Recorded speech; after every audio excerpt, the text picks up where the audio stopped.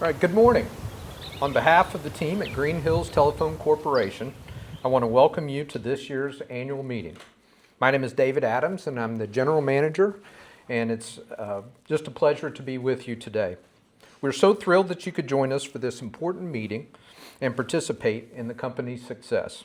As you can see, we've made some changes to this year's annual meeting format.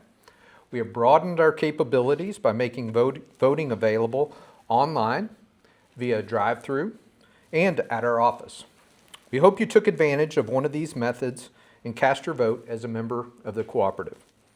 At today's business meeting, we will hear the results of the voting process, share some of the past year's successes and milestones, and provide the company's financial report. We have much to share, and thank you again for being with us today. At this time, it is my pleasure to introduce the President of the Green Hills Board of Directors, Mr. David Meisel.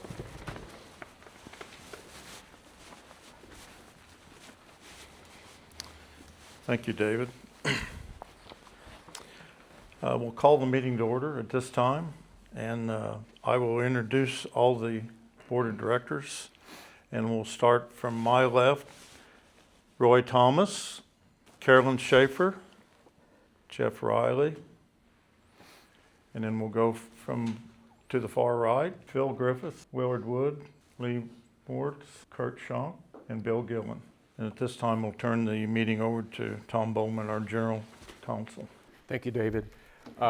Notice of the meeting this year went out by mail or was otherwise delivered to members in accordance with the bylaws. So notice of the meeting was properly given. In terms of determination of the quorum, the next item on the agenda, there were 409 electronic ballots cast. There were 40 mailed-in proxies that were mailed in specifically for this meeting. There were 170 proxies already on file with the co-op that were done when service was signed up for. So that's a total of 619 members that voted either directly online, mailed in a proxy, or already had a proxy on file. That's a determination of a little over 23%, 23.5% of 2,624 members. A quorum is only 5%, so we well exceeded our quorum this year. So certainly a much larger number of votes than we typically have either at the in-person meeting or that have mailed in a proxy that way. So very good voting participation. So we do have a quorum, so we can lawfully proceed with the business of the meeting. The 2025 annual meeting minutes from last year's meeting were made available on the member portal. And because those minutes were available prior to the meeting, instead of reading the entire set of minutes from last year, I would, on behalf of David Meisel, the President, I would entertain a motion to dispense with the reading of those minutes and accept those as read, if there's a motion. I have a motion. Is there a second? Okay. I'm going to just call for a voice vote of those members who are present. Those in favor, if you'd say aye. Aye. Any opposed? Okay. So our 2025 minutes will stand as approved. And at this point, it looks like we turn things back over to David Adams for the manager's report. Thank you, Tom. Before I review this past year's accomplishments, I'd like to thank a few members of our team that helped make this meeting possible. Leading the efforts from Green Hills this year were Ashley Greenwood, Cheryl Garcia, and Bridget Gudgel. I'd also like to thank Mary Jo Fletchall, Brandon Hoover, Chris Shue, Tony Figg, Jamie Hessler, and Chance Guffey for their help with our drive-through voting. And finally, I want to thank the Breckenridge Community Center and Library for hosting today's meeting. So please join me in a round of applause for their hard work to make today possible.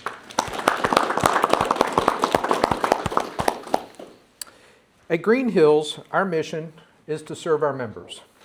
We strive to provide that service in a variety of ways, From building and maintaining a state-of-the-art fiber optic broadband network to offering the latest technology and services to meet the needs of our communities and customers, and to being responsive and flexible to the ever-changing needs of the membership. This past year, our teams have been working very hard to advance the network and bring new fiber-based services to the cooperative's membership. In 2025, the company completed major fiber projects in both Caldwell and Livingston counties. Green Hills completed a $4.6 million grant from the National Telecommunications and Information Administration to build fiber access to over 400 locations between Chillicothe and Wheeling. Green Hills also completed 2 projects in concert with the Missouri Office of Economic Development and the American Rescue Plan Act. This $7.4 million project built 55 miles of fiber to the Hamilton and Bramer communities with fiber service to over 1,300 locations. The company also completed major projects in Higginsville, Polo, Avalon that brought new fiber services to over 500 locations in those communities. Overall, 2,257 locations are now able to receive Green Hills gigabit-capable broadband service. Now, our investments this last year were not just in the physical network, but in new services as well. Green Hills customers saw the launch of a new community-wide Wi-Fi service called SmartTown. Customers in select communities are able to stay connected outside of their homes and throughout their local community. This vast Wi-Fi coverage provides enhanced connectivity throughout the Green Hills footprint, which not only enables customers to stay connected to secure, fast Wi-Fi, but also aids local municipalities and first responders in having the connectivity they need to provide essential and critical services to the community. Green Hills business customers benefited from the launch of the new SmartBiz product, which enables a business to segregate its Wi-Fi network so that customers, staff, and critical devices remain connected and secure, all through a carrier-grade firewall that protects against cyber and ransomware attacks. This past year, we also launched a new website, which provides customers easy access to their services, billing details, and membership information. Now, while we have made significant investments in the network and our service offering, we clearly realize that we must remain responsive to the needs of our membership. Our industry and technology change very quickly, and we realize we must continually adapt to the present and future needs of our cooperative members. To help us better communicate with the members, we launched a text and chat function this last year. Now, we always love seeing our members come into our office or call us on the phone, but we realize that some members prefer to text or chat with us to meet their needs. So we've enabled that ability to communicate and message with our customers now. We also realize that our customers are awfully busy and constantly on the go. To help our scheduling commitments, we've launched Tech on the Way, which will provide a text message to customers when a technician is en route to their location. We realize that your time is valuable, and we want to do everything we can to ensure we are respectful of it and we are meeting our obligations to you. As mentioned before, we offered the ability to vote online and through a drive-through this year. We did this in an effort to reach more members and provide greater flexibility in the voting process. We hope this process was relatively easy, and we will continue to evaluate and improve it where possible. Another way we are being responsive to our communities is by giving back to them. We are proud to provide over $21,000 in support to local schools, community events, and youth programs this past year. Green Hills also provided its annual scholarships to Allison Dankenbring and Sadie Birch and supported Michael Hines and Joel Long to attend the annual youth tour in Washington, D.C. in association with the Foundation for Rural Service. It's so rewarding to see these bright young men and women grow and pursue their dreams. The Green Hills Board of Directors also knows how important it is to not only give back to our communities we serve, but to also give back to our cooperative membership. That's why the board approved capital credit distributions totaling $1,013,777 last year. And this is just another example of the benefits of being part of a member-owned cooperative. While we celebrate the accomplishments of this past year, we carry our momentum into 2026 with much still to do. In 2024, Green Hills announced a $44 million multi-year project to upgrade its networks to fiber services throughout the cooperative territory. As part of that project, the communities of Higginsville, Cowgill, Knoxville, Polo, and Corder will all see major fiber build-outs this year as we replace the old copper-based DSL service with fiber-based high-speed broadband to over 1,800 locations. Also this year, we'll make additional enhancements to our website. We'll make it easier for customers to add features and services, all through a few simple clicks of a button. We will also have special portal for members to access specific information related to the benefits of being part of the cooperative. And finally, we plan to launch more new services in the latter part of 2026. So stay tuned for more information as those products are ready and available. So as you can see, we have a lot of great projects and initiatives happening this year. We hope you can see how hard we're working to serve you today and how we're building for tomorrow. We're so happy that you're part of this great company and so thankful for the opportunity to serve you. So on behalf of the team at Green Hills, thank you again for being with us today, and thank you for supporting your cooperative. Okay. With that, next I have the privilege of sharing the corporation's 2025 financial report.